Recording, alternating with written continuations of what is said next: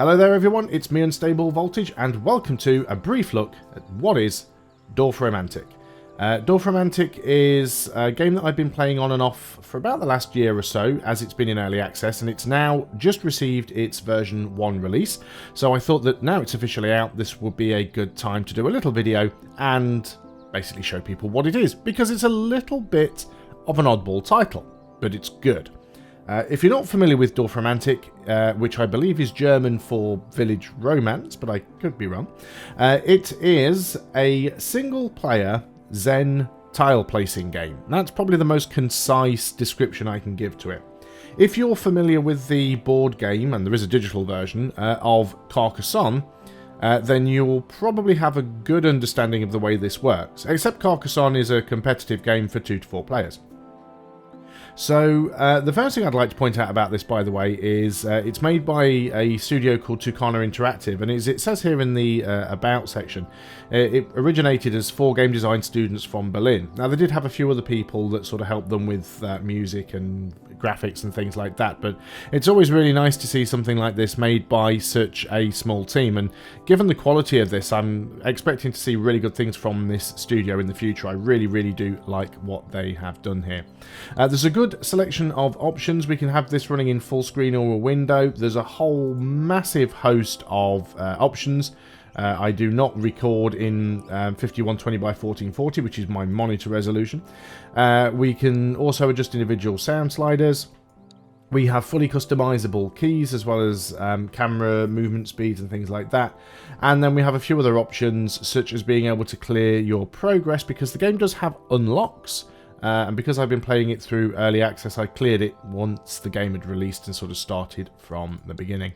There's also a button down here where you can choose different biomes, which essentially sets the colour scheme of the game. But you unlock more of these as you play through. There are no microtransactions. When I say about unlocks, it's purely stuff that you unlock via gameplay. Going to look here in games. Now, you can have several different save slots. And there are several different modes. So there's a tutorial. The tutorial is very quick and easy, and it does unlock a new tile for you, the windmill tile. It tells you that there. You can literally play through the tutorial in about 5-10 minutes.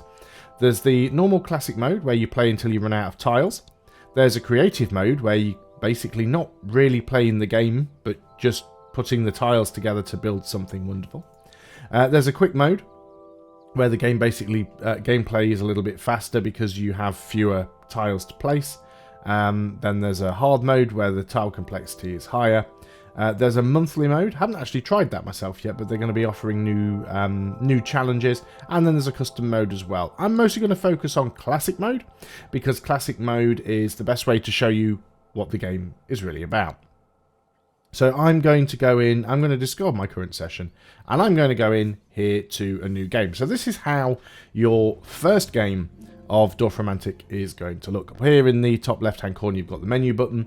Up here in the top right hand corner you've got your current score. You may also have a number of icons with rings around them here that progress. These are your in-game achievements. Now when you complete these, it will unlock in-game things for you normally.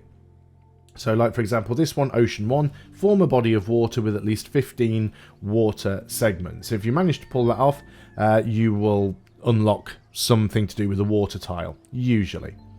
You'll also notice down here in the bottom right hand corner a stack of tiles and a number that shows us how many we have left, and you can also undo your last placement.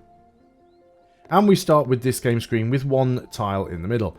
We can use the middle mouse button, hold that down, and we can go and drag this around. We can our viewpoint. We can zoom in and out, and we can also rotate the camera around as well. And as we rotate the camera, it actually nicely rotates the stack of tiles down here. So how does this work? Well, as you can see, if I mouse over one of these open spaces at the side of the middle tile that's already placed, it will attempt to put this first tile down. Now I can use the mouse wheel to rotate this tile, but I can't rotate it so that the river is facing inwards, because, well, you just can't do that. A river can't just abruptly terminate against a land tile. So I need to place this tile down. Now you will also notice that above this river tile there is a drop of water, which indicates a river or a sea or an ocean, and it says 2+. That means it's a quest, and what it wants me to do is join 2 or more of these together to complete that part of the quest. So I'm going to go ahead and pop this one down here. It's grass to grass, and that has now expanded where I can place the next tile. Now you'll notice that I can't place this tile here and here because again that would just be chopping off a river at the end, and we can't do that. So this tile has some houses on it, and again it says 3+. That's because it wants me to join 3 or more houses together. There's 2 houses on this tile anyway, so let's just go and pop that one down there. And as you can see, this is now expanded where we can build. We can press tab to hide the UI, which is very nice if you want to take some attractive screenshots. We can also just be able to press H to indicate the quest, but that doesn't seem to be working at the moment, or I'm doing something wrong. So the next tile we have is another river tile. So I can place this anywhere, pretty much. I wouldn't want to place it here because then I'm blocking off where I can connect the houses together. So obviously I need to place it either side of this river. And as you can see, by placing the tiles together, we actually complete the quest. Now this tile has its own quest. This tile also has a +2 water tile quest. So if I join them together, they'll count as +1 for each. So now we only need to add 1 more tile to this to make to complete that quest. The next tile I have is a train track. Now that's going to work exactly the same way as the river. I can't just join it up against nothing. So I'm going to go and put it down here. Now the quest for this one is to join 3 tracks together. So what's the purpose of completing these quests? Well, mainly completing the quest will give you a boost to score, but ultimately it's going to give you more tiles. Once you run out of tiles here, it's game over. So you want to complete quests to unlock more tiles. So our next tile here is houses. So I can put another 2 houses onto this tile here.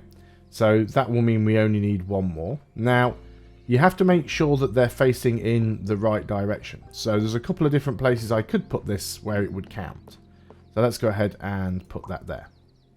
So I now have another interesting tile here, which has a river on it that also has a little junction. It has houses on it, and it has a wheat field. Now I could put this up here to complete the housing. There's only one orientation that would go in. I could put it on either end of this to complete the water quest, or I could put it somewhere completely different. But we want to try and complete a quest. I do need to be mindful of where that river junction goes, because I might have problems later on finding a piece that's going to fit in. You can only ever really see the next couple of pieces that you're going to get, which can make life a little bit tricky. So I'm going to go and put this one in this orientation here. Now, it's worth remembering, and that's that quest completed, which has given us another stack of tiles. It's worth remembering that you're not always going to be able to place the tiles you want perfectly. And that's just the nature of the game. So there's never always a way to make sure that every single tile you put down connects up as you would like it to. There is a bonus for getting what's called a perfect placement, which is if you manage to surround a tile by other tiles that all match around the edge perfectly. So if I was to put this one here, I wouldn't be able to get a perfect placement on this tile. So far this tile's good. It's got houses to houses and it's got fields to fields. If I were to put this tile there, which I could do, I'd no longer be able to get a perfect placement here because we have a wheat field up against the edge. Same as that, we would have a house up against the edge, or if I did this, I'd have a wood or forest up against the edge. So if you manage to get a perfect placement on a tile, you will get a big bonus to score. So I'm going to rotate this one around here, and that will then complete the housing quest. And that gives me some more tiles. Now forests, these ones tend to be the larger ones. So we've got a tile here to create a wood or forest, and we need to get 38 trees. Now obviously it's worth remembering that there are far more trees on a tile than there are houses. So whereas tiles with houses usually have 2 or 3, ones with trees can have 7, 8, 9, 10 trees, so you can get them more quickly. I'm going to place that tile there. Now this tile is actually quite ideal for me because it gives me another piece of rail. I can link these 2 wheat fields up. It doesn't really matter. I could put it that way around. I could put it over here. It's not going to make a huge deal of difference. We're not going to get a perfect placement on this tile if I do that. So it might be worth placing it here and putting it that way around. So let's go and do that. Now we've got another forest tile. Now this one has a lot of trees on it. So and it has its own quest as well. This one wants 15 plus trees. Well, there's already a few here. There must be 10 trees here because the 15 quest goes down to 5 if I put it next to this. So, and this has a lot of trees on it because the 38 goes down to 5 as well. So let's place them together. And now we have another tile with trees on it. So let's go and place that here. And that gives us some more tiles. Brilliant. Now we've got another river tile. Now, even though this river quest is technically completed, we can go ahead and put down another tile next to it. There's nothing to stop us from doing that. That quest is now done. And we've also got a bigger water tile. Let's go and place this one because it'll be good for showing how this works. Now, you can rotate it around and you'll see that the connection does change places.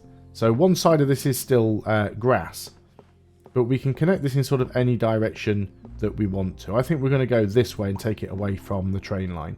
We've got another tile with trees, 65 plus. We can connect it to this pre-existing one here, and you'll see now that we only need one more to complete that. So let's go do that.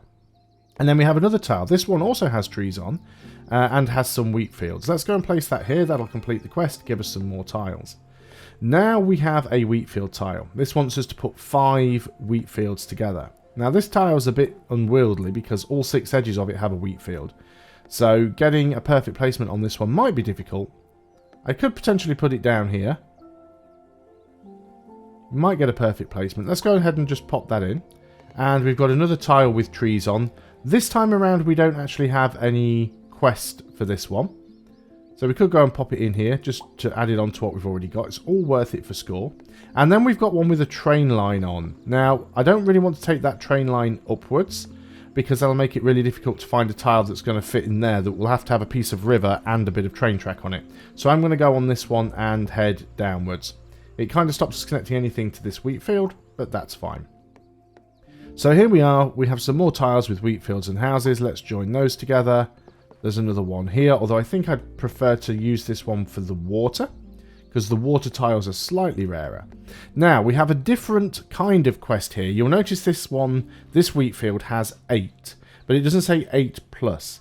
What that means is I need to put exactly 8 wheat field tiles together. If I were to put it somewhere and connect more than 8, that quest would fail. Now, as it would happen, there aren't enough here to complete that quest, so we complete the plus quest. That one is done. But I need 2 more wheat fields exactly connecting to this to complete that quest. We've got another train line here. Again, it is really going to be difficult to join all these tiles together. So I'm just going to try and go out in a straight line there. I do have a tile here that does have a bit of a wheat field on. It also has some trees. It also has a house. It's going to look a little bit messy, but I'm going to place that there. We have a grass tile. So we could... Was this a plains tile? Yeah, perfect placement. You see that one there? We got 60 points for being a perfect tile because this tile has a river, and then it just has grass connecting to the other 4 sides. So that's a good little bonus. So here, as you can see, this is a 3 wheat field tile. If I was to place this here, this quest would fail. So we don't want to do that. We don't want to put that there. We'll go ahead and put it somewhere else. Let's go ahead and just start one up here. We've got another train track, which we can go off in this direction potentially, or we can head up towards the woods there. Let's go in, or we could just put it somewhere completely different if we wanted to. But let's go this way. So again, this is a tile with 2 wheat fields, which would fail to complete that quest.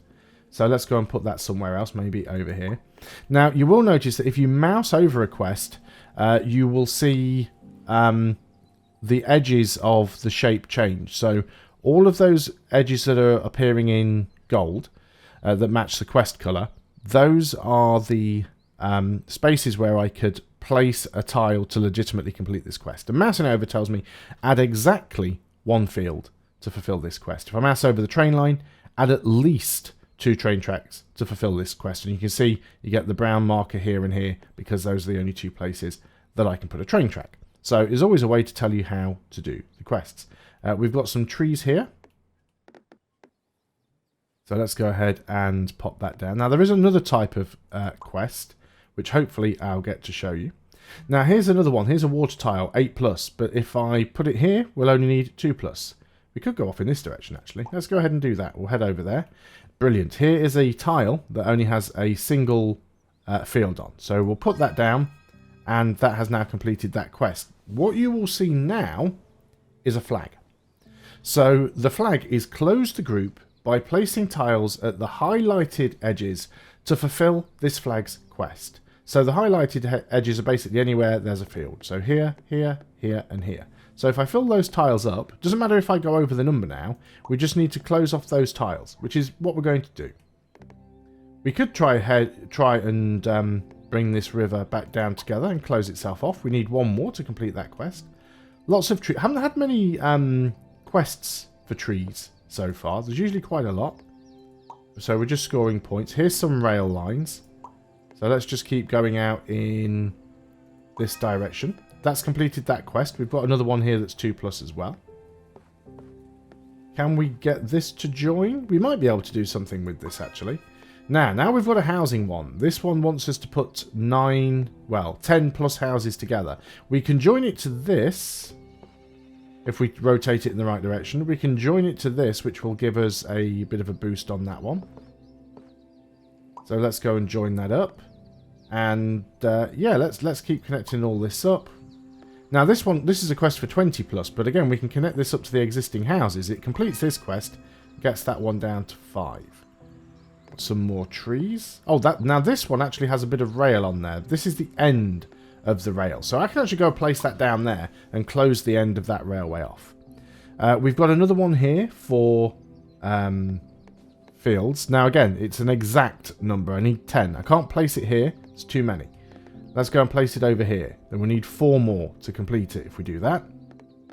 So that's fine. Do have some more fields over here, but I'm just going to keep building out the trees.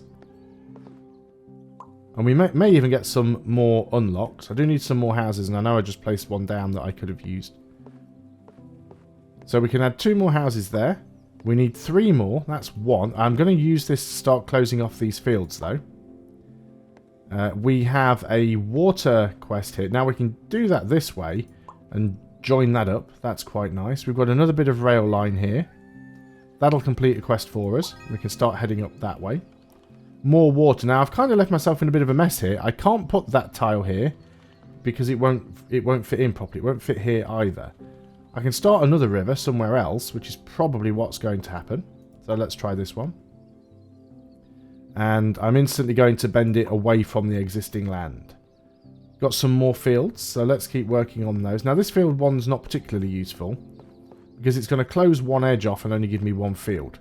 So let's use it over here. We still have 1 more tile here that we need to close.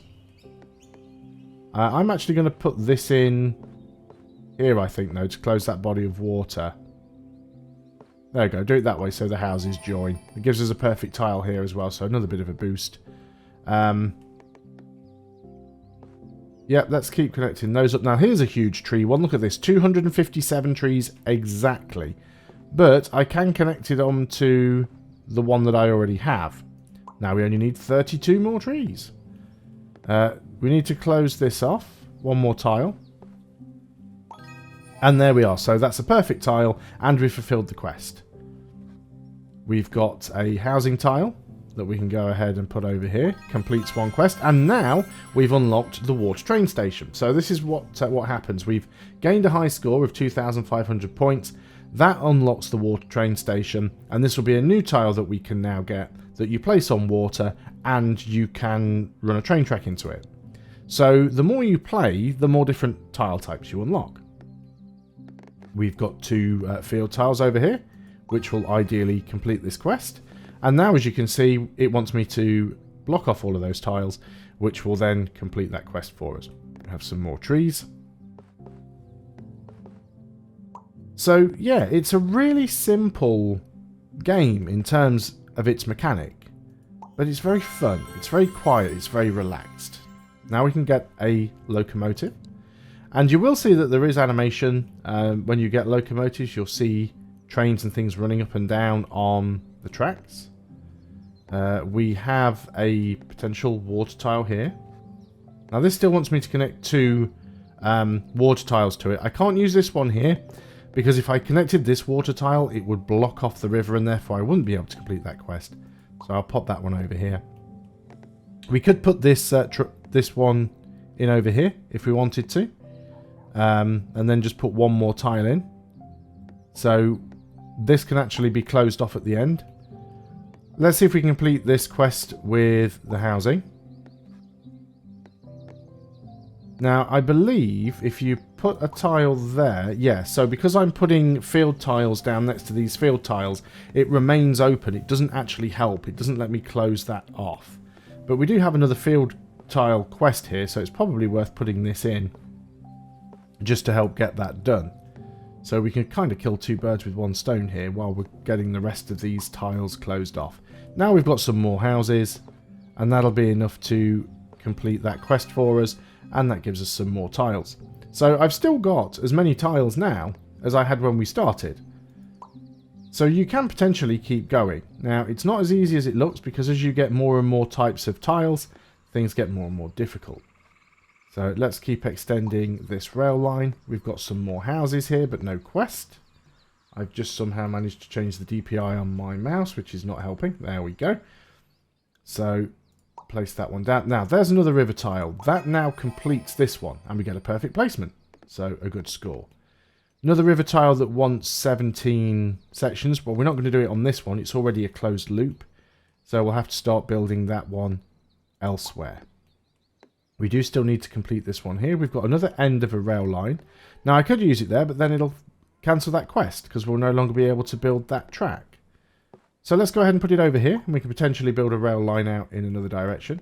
Let's keep trying to close this field off and complete that one. Lots of water tiles now. So I'm just going to place these ones down a little bit haphazardly. Now you do sometimes get really interesting tiles like this. Think very carefully about where you place these because you can end up in a situation where you can't build off to the sides, which can make your life very difficult. So I want to keep building here. Need 3 more fields. I'd like to at least complete that quest before I do the video. So there isn't an awful lot more to show you other than the fact that there are different tile types that will kind of appear as the game progresses through. Though, you know, I haven't unlocked them all yet. Put that one there. Got some more trees, 292. We can put that there, complete 1 quest. We need 30 more. And we can complete that quest. And then we still need to get rid of that flag, which we could just block off by doing that, really. Not a very good placement, but it does complete the quest. We have some more houses. Another train line. So this train line now, it's all one line. Whichever one of these tracks we build from will still count towards this quest. The music in this game is absolutely lovely, and the graphics are absolutely gorgeous. Even though I play quite zoomed out, because it's the easiest way for me to, you know, see what's going on, you can actually zoom quite far in. So it's a really nice looking game, and when you start getting things like boats going up and down the river, there are already some birds flying around in the sky. They're sort of quite a way away, but you see their shadows on the ground. But you also see things like there's smoke coming from the chimneys on houses. You'll see locomotives heading up and down the rail lines and boats on the water. It's a very pretty game. So we do still have a field mission over here. Getting lots of field tiles. Now this is another one of those ones that wants an exact number. So we'll try and fulfill that if we can. Again, this wouldn't be good because we block ourselves in. So we want to be careful with the placement on that. We still have some trees over here. So if you have a quest to complete, it's always worth making sure you leave an open end to a tile so you can continue to connect things up. There's the rail quest done, and that gives us Overachiever 1. Collect 1,000 points in total, and that gives us a beaver lodge, which is another, just a different tile to make things look quite nice. So that is basically the classic mode of Dorfromantik. I'm not going to go into any more of that because I feel this is the kind of game that you really just have to play for yourself. It's the experience of just putting those tiles down. I've not been doing justice while I've been prattling on while playing it, but it's one of those games that you can start up and just play for hours. You can just keep putting tiles down and expanding and expanding. You can end up with an absolutely huge village by the time it's all over. And you've got those creative modes as well if you just want to play around with the tiles and just place them wherever you want without the restrictions of the game giving you random tiles. You can make some absolutely fantastic looking little villages. And for the cost of this game, I can't remember the exact regional pricing at the moment, but you know, it is a budget indie game. Pick it up, guys. If this is the kind of thing that you like, if you just want something that's zen and peaceful and chill out and something that's nice to look at, I would highly recommend Dorfromantik. It's a really well made game. I like that there are achievements, there are things that you can unlock. You can reset it if you want to unlock them again. They're not so far away that they feel like there's a frustrating amount of time you have to put in to get those unlocks. They feel evenly spaced. Every time you play a game, you seem to unlock a couple more tiles, and then you get to play with them on your next game. Well, they can pop up in the game that you're currently playing, because obviously every time you complete a quest, you get new tiles.